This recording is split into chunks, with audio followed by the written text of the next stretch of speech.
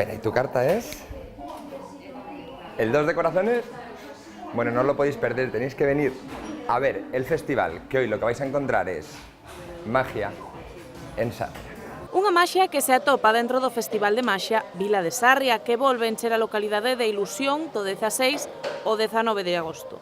Unha oportunidade para ver os mellores ilusionistas nacionais e internacionais, como Dania Díaz, finalista do programa Got Talent. ¿Qué es lo más importante para ser un buen mago? Para mí es el ensayo, ser entregado en lo que haces, tener mucha disciplina. Yo creo que eso, ser disciplinado y constante.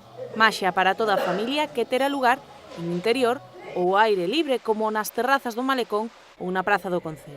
24 artistas, que batimos un récord en el festival con tanta gente, y va a haber gente, artistas pues por todos los puntos del pueblo. Mira, justo aquí en el paseo del Malecón habrá esta tarde de actuación, habrá en locales, en la plaza, Casa de la Cultura, un montón de sitios. Donde se necesite una sonrisa, ahí estaremos.